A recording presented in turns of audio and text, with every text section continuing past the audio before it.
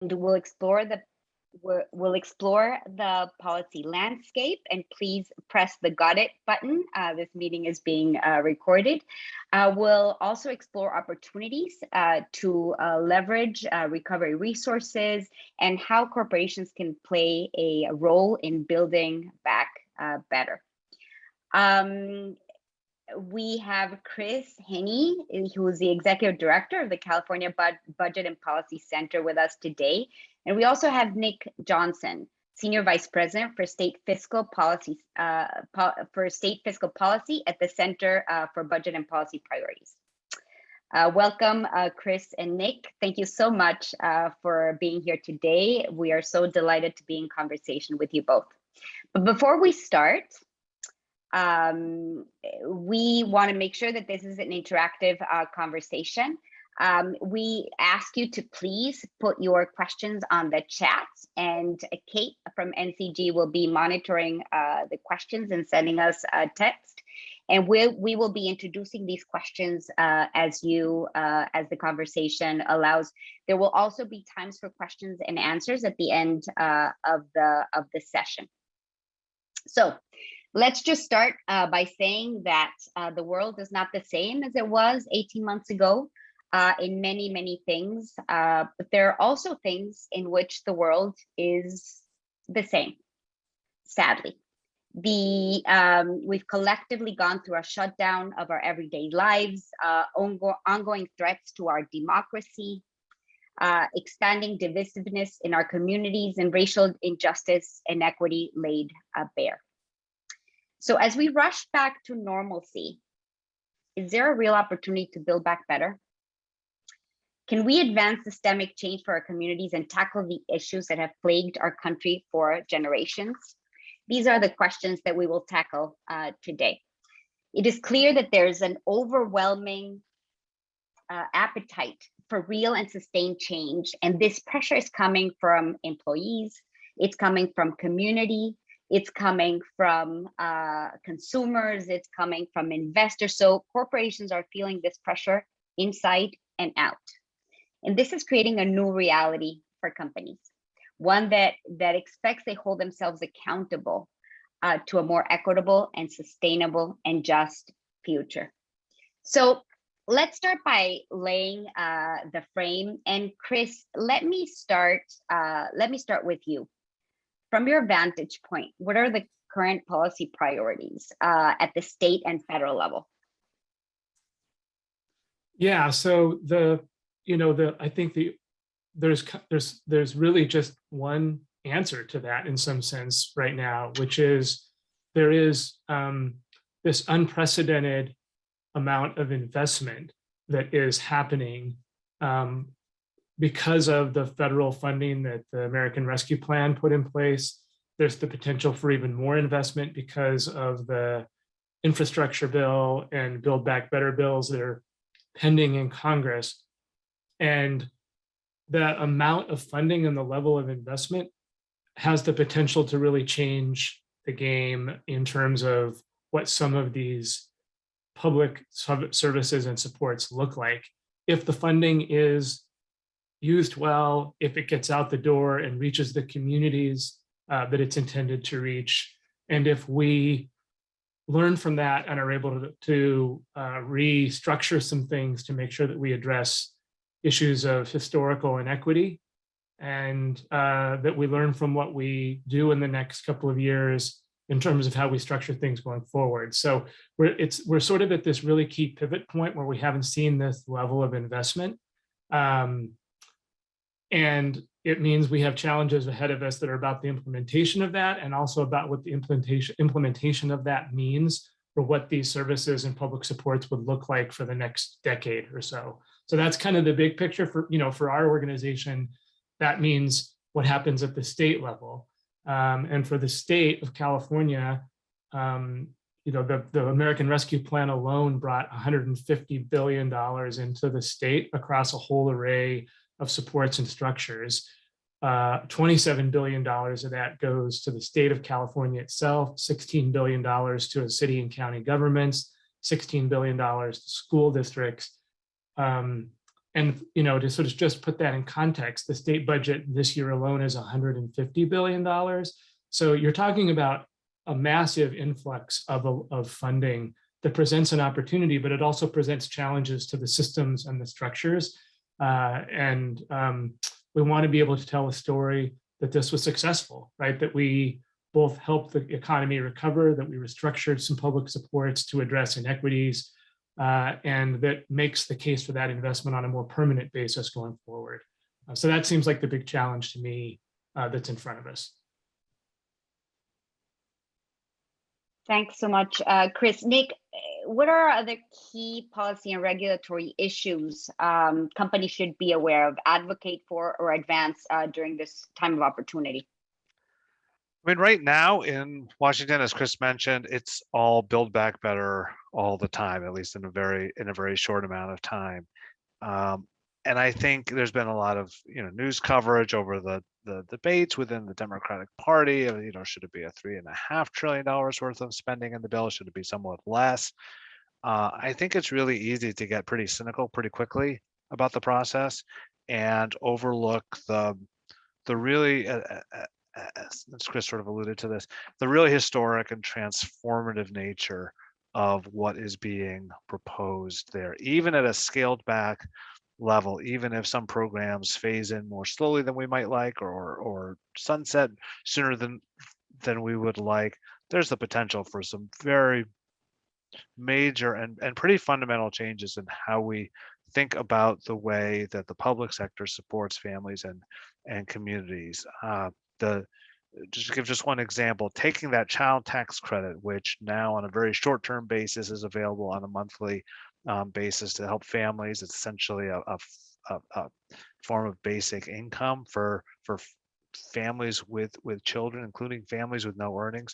The potential to expand that, make it permanent, make it permanently available, particularly to really low income families, which includes a lot of Black and brown families. The changes that are being contemplated in the world of childcare and preschool, making preschool truly universal, making community college tuition free. These are big changes, and it really is this phrase "build back better" now is getting thrown around so much it's sort of not sticking with us anymore. But that really is what we're talking about. We're talking about framing up a recovery that doesn't just go back to the way things work, because you said earlier, the problems of inequality and poverty, deep set structural racism, made the pandemic worse, and we can't go back to it. And yet we also all know that inertia tends to want to pull us back to how things were before. So the sort of top of mind priority is getting this legislation through, getting it implemented, and then a lot of the action will be at the state level, where we have to say, take all these federal dollars get spent and administered at the state and local level, and figure out how do we actually deploy those so that they have the biggest bang for the buck, and so that people know it's happening and people can really see the impact. Thanks, Nick. And this is a great segue to our next question. So racial justice is not, or was not commonly a corporate term, a term that would be used in business meetings. I think that is changing dramatically. And it's, the killing of George Floyd, I think that, plus the disparate impact on communities of color of COVID and the economic devastation that followed, really, really elevated the language of racial justice, right? In areas where it wasn't common before. It's used very unapologetically now. So Nick, let me turn this back to you. What actions are being taken at the state and the national level on these very specific issues? You talk about building back better. What efforts are being undertaken to ensure that we're keeping attention on these issues? Yeah, thanks. And it is crucial, and it has really changed the debate, I think, both at state and federal levels. My organization took a pretty careful look at the House passed version of Build Back Better. And it really is the case that on policy after policy after policy, the provisions in Build Back Better would have a dramatic effect on reducing racial disparities, advancing racial justice, addressing a deep set issues of inequality. Take housing, for example. The House passed bill, 1.7 million people would have access to housing vouchers. The people who are struggling the most to pay the rent in this country right now are disproportionately Black families and Latinx families, and that's exactly who this provision is targeted to. The same in childcare. Certainly, the same is true in the child tax credit in higher education. So there's a lot of provisions in these bills that aim straight um, at racial disparities. And one of the things that's, I think, really exciting and important is that it's not just about the policies, it's also about whose voices are getting heard. And we are hearing organizations that represent communities of color. We're hearing people of color all around the country speak up and identify these are the issues that are most affecting them in their daily lives. So I think I really think it's both about the policies, but it's also about just how we have these conversations and how we have these debates. And look, we know one piece of legislation is not gonna fix everything. But I mean, I'll tell you one anecdote from the state level. In New Jersey over the last number of years, advocates of progressive taxation had been pushing for a millionaire's tax, increasing tax on. And there's a lot of very rich people in New Jersey, increasing tax on higher to pay for a bunch of investments that really needed to be made in education and transportation and other areas, and they were going nowhere. And then they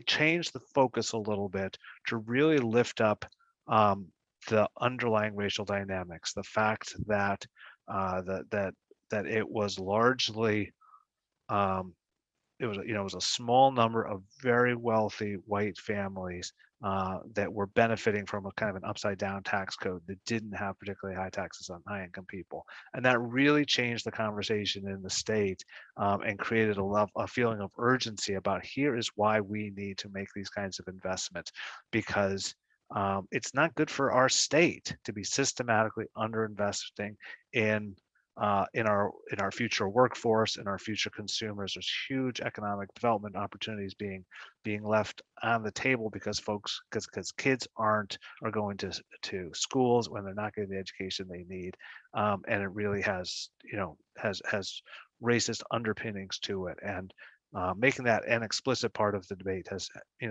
has changed the conversation. So it's exciting to see. The battle is far from won yet, but it really has shifted in the last year and a half.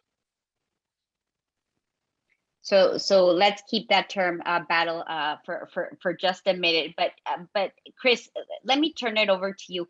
You both mentioned key issues for companies, right? The universal preschool, fundamental for women to go back, for parents to go back to work, housing, the CTC. So Nick, you were just talking about the battle and about the community voices. So if we talk about leverage, what can companies or how can companies use their influence to prioritize public dollars on those issues that we know are key for families' well-being, and so we can have employees that have that and are able to be better employees? Yeah, I think there are a host of ways that companies, corporate philanthropy more generally can be helpful here. The first is the winning the implementation part of this. So, California, for instance, has officially on paper allocated all of the funding it has received from the American Rescue Plan, but a lot of that funding hasn't gone out the door. There are structural issues still to sort out, particularly in arenas like childcare, for how the childcare dollars would be distributed, how the universal kindergarten might look going forward. So there's a lot of implementation work to be done that is around connecting where you're funding direct service, what the gaps are, what the structures of these things might look like going forward, making sure that the funding that is received is being used effectively to reach the audiences it's intended to reach. There's a lot of that kind of direct service on the ground implementation work to do, where local governments, community-based organizations, nonprofits need the support and capacity to do this well, because they're also dealing with a scale that they might not have experienced previously. I think for those of you that are comfortable being in the advocacy space, there's a variety of ways to be advocacy voices, particularly at the local level. Sometimes the dollars have been allocated, but then there's local flexibility and discretion about how the funds are used. And so there's being an advocacy voice, or being a voice in generally, about making sure that those funds get to the communities that need them most. There's advocacy voice needed at the state level to make sure the state uses its funds well, and to push for accountability. In many instances, we're dealing with things like, principles around advancing racial equity, but we have to hold the systems accountable for making sure the funds reach the communities of color that are intended. And there's issues of voice and narrative. One of the issues that I think is really important is for the longer term here, is that this is not just a moment in time where there was massive investment that then failed on a variety of ways. We know it's hard to do the implementation, the administration, but we really need this in terms of the permanence of things going forward. There need to be stories of what worked and what didn't work, what we learned from that about how we structure investments going forward, that are actually positive and constructive narratives about the role that government can play in improving conditions for families and workers. So I think there's a lot of space for corporate philanthropy more generally, to leverage what's been allocated, but in many cases, which still needs to get out the door and reach the communities in need. Yeah, I think that's spot on, Chris. I think the first step for companies is really just to listen, and to be really hearing what voices are coming out of the communities, and build those kinds of deep relationships in your communities. That's one of the biggest ways that we hear that organizing groups, community groups, need that, value that support. A second way is to add voice, and obviously different entities do this in different ways to their comfort level, but having companies speak both from a perspective of direct interest. Gina, you sort of alluded to this a minute ago, the direct interest of, hey, we need a workforce, therefore we need childcare in our community to be adequate. That's a direct interest. We need consumers to have money in their pockets to buy things, to pay their bills. That's a direct interest. But there's also this sort of bridge to community interest of just what is the kind of community we want to be situated in, that our workforce wants to be situated in, our stakeholders want to be situated, our consumers want to be situated. How do we think long term about the place we want to be and what we want that to look like. And then the last thing I'll say is I do think it's critical to understand that there is a revenue.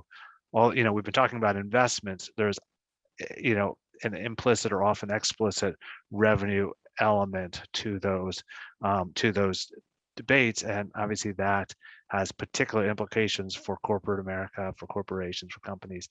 And just understanding that every revenue debate has two sides to the coin, and we all need to recognize this. And the goal is to have, over the long term, a revenue system that is fair across the economy, that hits different sectors of the economy in an equitable way, and enables us to make the kind of investments that are going to create long-term economic growth.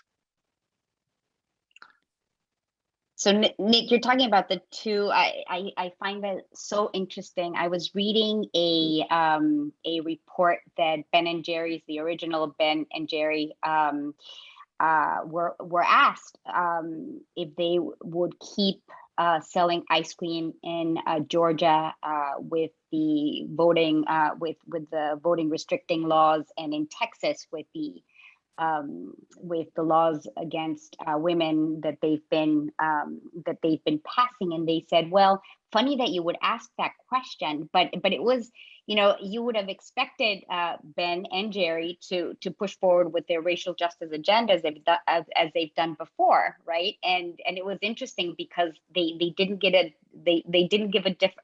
very definite answer. Yeah, I mean, there's definitely tough calls out there, and I think that's a reason to be listening closely to community leaders and to community voices. I mean,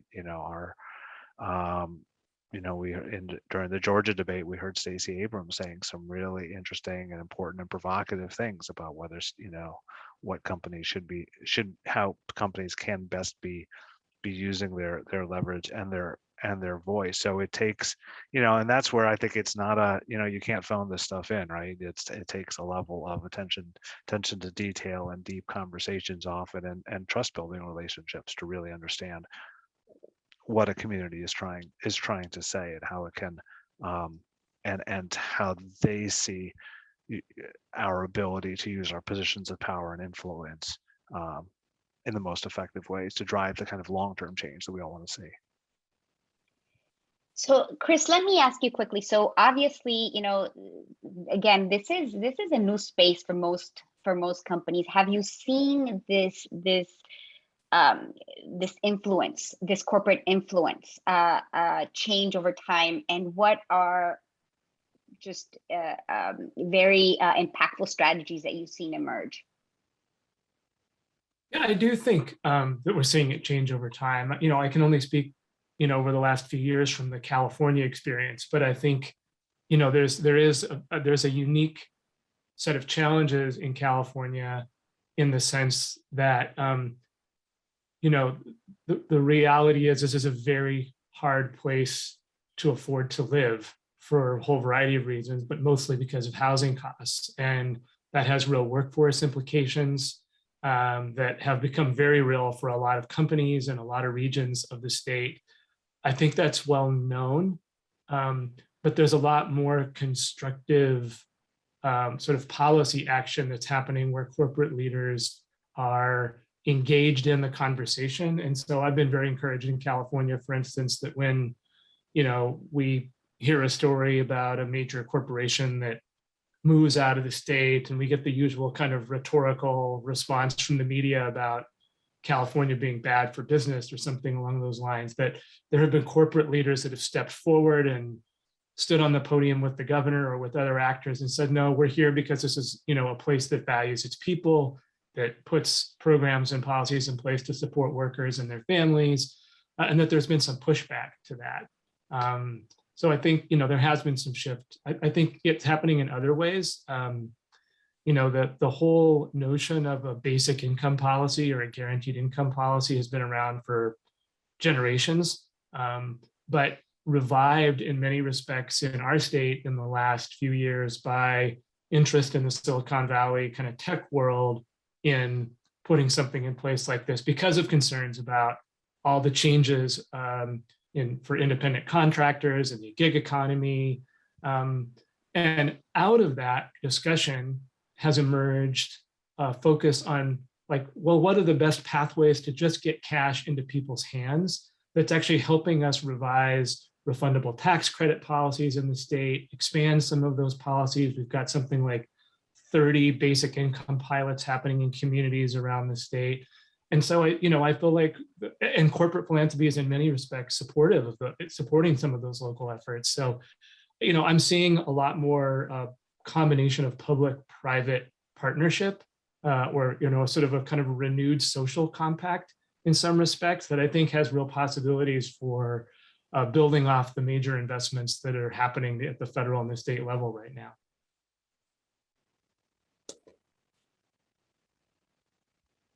I think it's an incredible opportunity for growth going forward, for sure. And I would, Chris, very much add that philanthropy would love to be very much part of these conversations.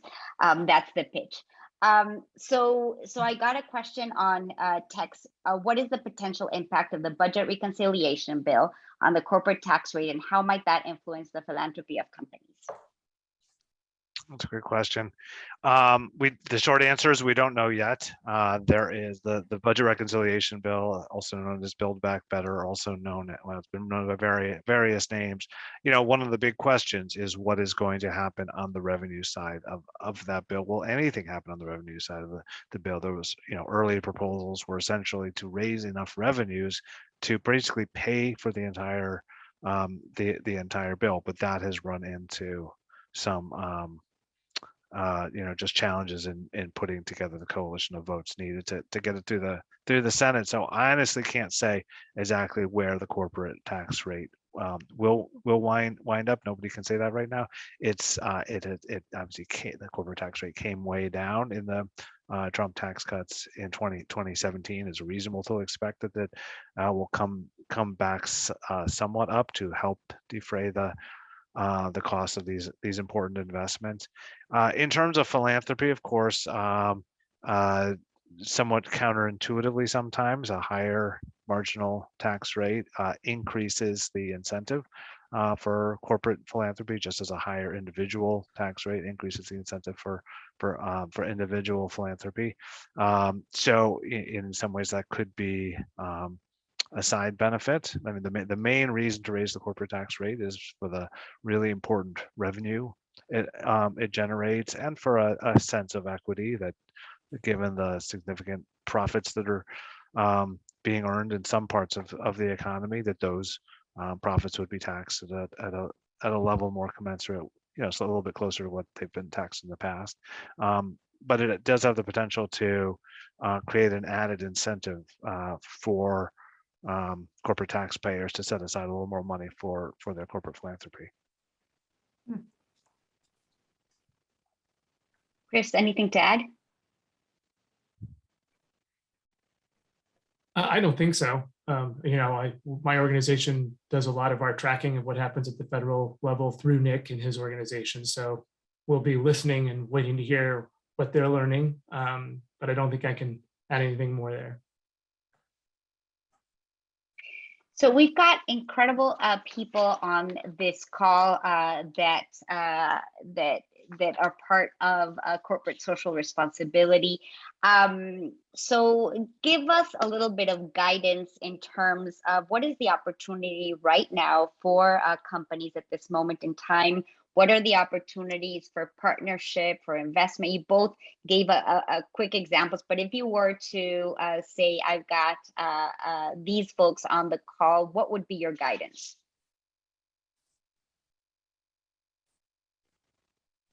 And Chris, let's start with you. Well, so I would say I always know that it's frustrating when somebody says it depends as an answer, but the thing I would say is it's actually going to depend on what policy areas you're interested in, or what your priorities of your organization are. So the answer is different for housing than it is for childcare, than it is for, you know, cash assistance types of structures. And I'm happy to provide information to be helpful about that in some of those detailed areas. But like, you know, like if you're interested in the housing arena, those dollars are going out the door now. And there's a heavy, intense effort to try to make sure that those dollars are getting into the hands of the people who need them. That's happening right now. So there's real urgency about that. In the childcare space, for instance, there's the structuring of how those dollars get out to the potential providers and to the families is actually still in the works. And then there'll actually be the sort of implementation piece of that. And then there's the potential for this massive new investment through the reconciliation bill. You know, if very similarly with the child tax credit expansion, there was the expansion that happened as part of the American Rescue Plan, and we're trying to make sure that those funds are received by the people that need them. But then there's the potential for the permanent expansion and doing that on an ongoing basis. So we're talking a lot about participation in uptake of credits and things like that. So it kind of depends on the policy area, but the long and the short of that is that there's work to do in almost any of them where there's been investments that have been made. And if, if the work that my organization has done in terms of putting information out, or Nick's organization, because they've done the same, happy to provide some written resources on that. Yeah, it's a great question, and Chris, thanks for answering it first, so I could think a little bit about it. I think there's two levels to think about this question. One is that much as we've been talking about the need for sort of the body politic, for public policies to think about this as a new era, to not just slide back into the old way of doing things, it is a pretty exciting moment for corporate philanthropy to think about what do we need to do to be fundamentally different from the way we were in the past, to balance that sense of corporate self-interest more thoroughly with a broader sense of community interest in a very strong way. I think the other big challenge of this moment is to balance the short-term opportunities and the need to think big about the long term, right? To think big about and certainly we're going through that as well as an organization, or Chris's organization as well, where we've got these very intense policy battles of very large amounts of money and lots of programs and lots of regulations being written and lots of streams of money to pay attention to. And we want every single dollar to be spent as absolutely well as we can. And also, we can't lose sight of the fact that whether it's $2 trillion or $3.5 trillion, we're actually not going to get to where we need to be to really solve the big fundamental problems with child poverty and income inequality, with structural racism, with transforming our workplaces the way we know they need to, so they really support families in a way that is most effective.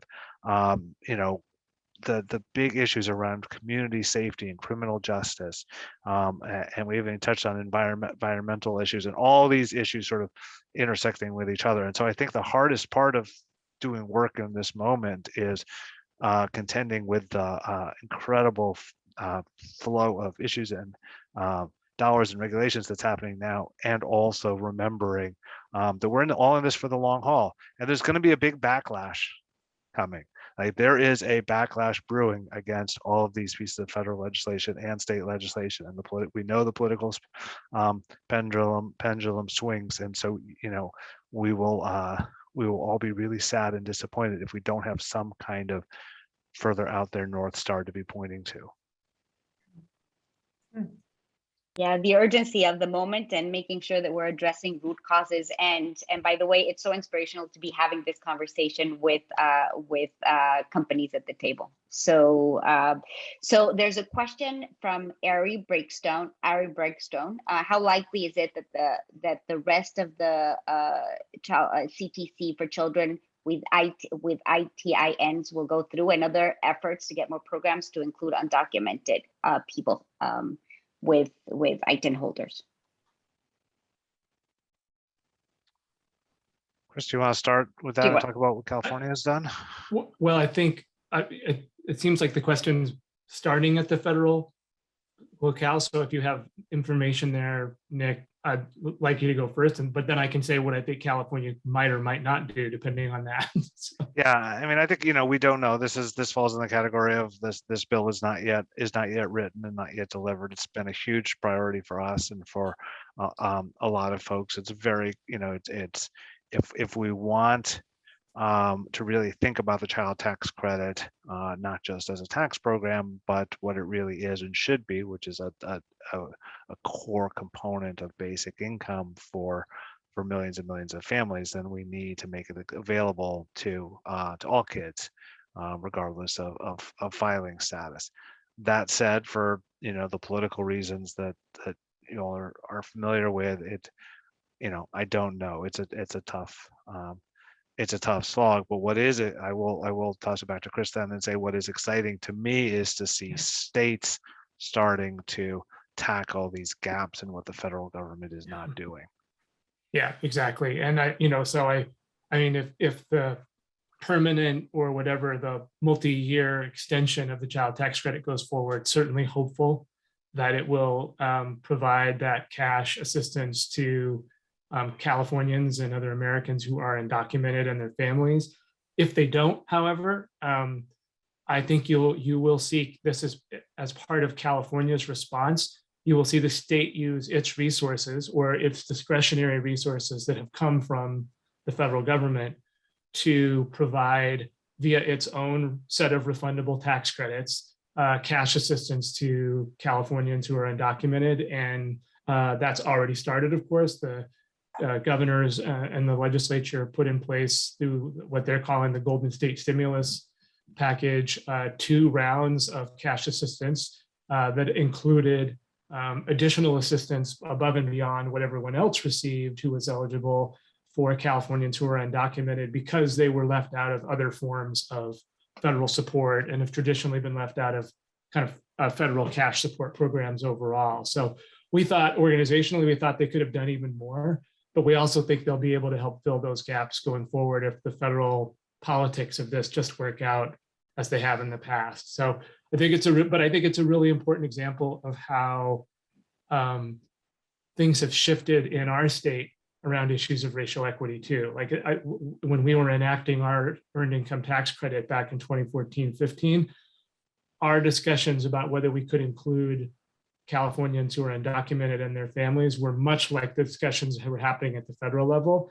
And one of the things that's happened during the pandemic is this big realization that that was the workforce that was being disproportionately harmed, that leaving them out of the benefits was wrong, that most of these folks go home to mixed status households, and therefore you were harming their children and their families. And so we saw this paradigm shift that made the Golden State Stimulus possible, that I think also means the state can put its own temporary and permanent structures in place for the longer term. And that's a very good thing for our state.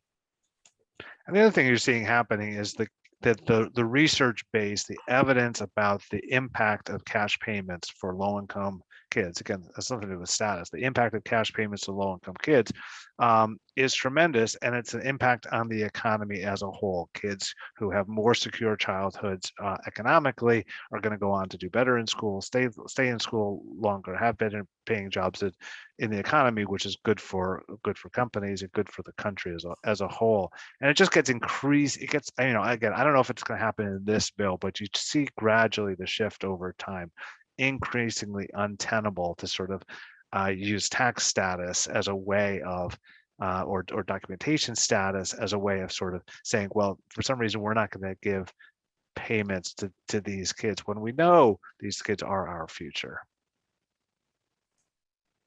So I think companies, with what you both said, companies can be strategic in terms of what's the right level of engagement, right? Sometimes it has to be at the federal level. Can we sometimes at the state level? There's some potential at the local level, at the regional level. Could you give us a little bit more of clarity in terms of what the right entry points might be for different things?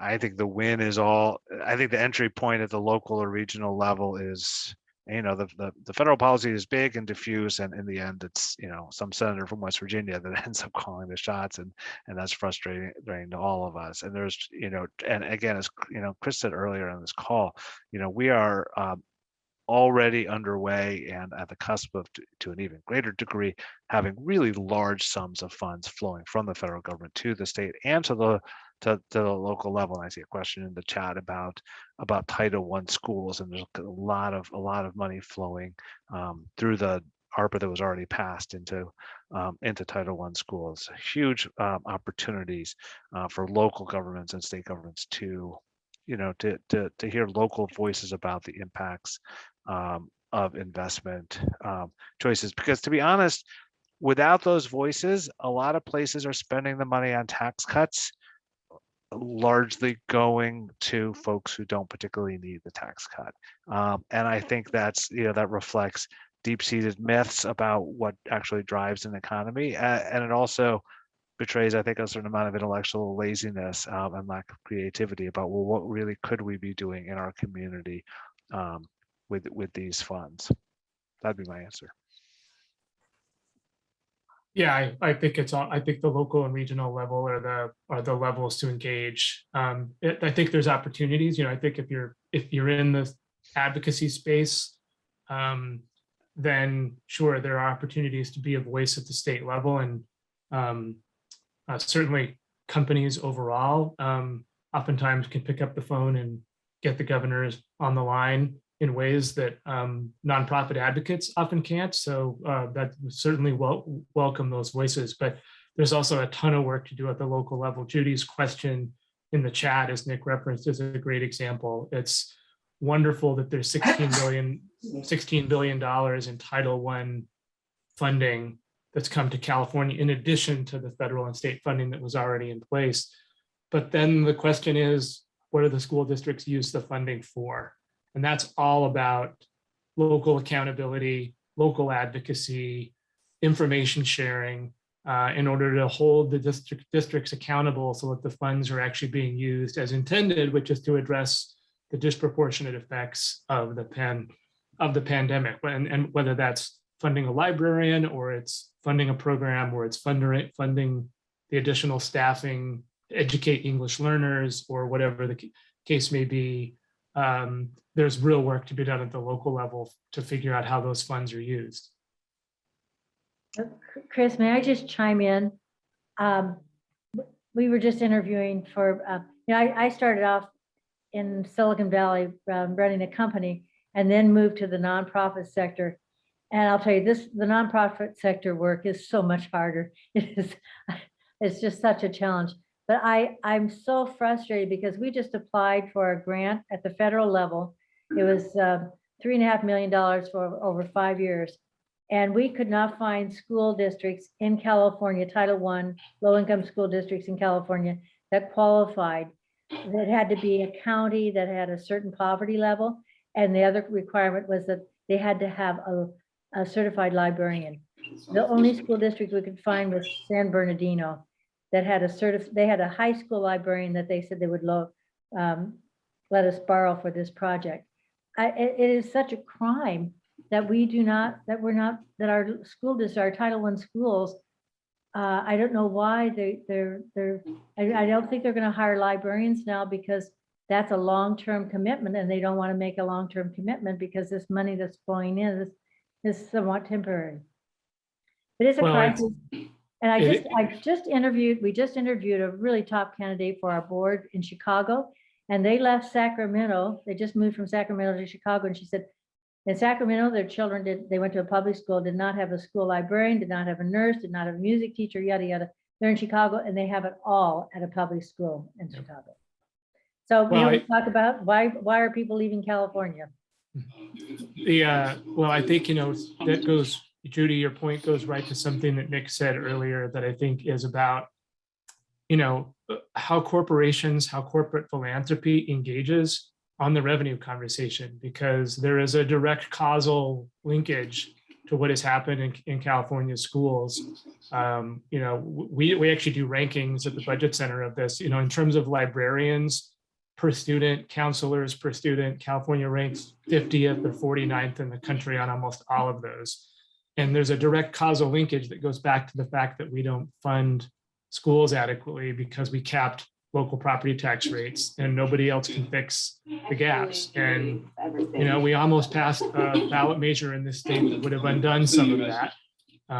But it would have raised local property tax rates on commercial property, which is not an easy issue, right, for corporate philanthropy, I would imagine. And so how that gets reconciled, and how we link up the fact that there are revenue and governance challenges connected to that other side of the spending side, is something we all have to work at as we go forward, if we're going to address things like not being 50th in the country in librarians per student.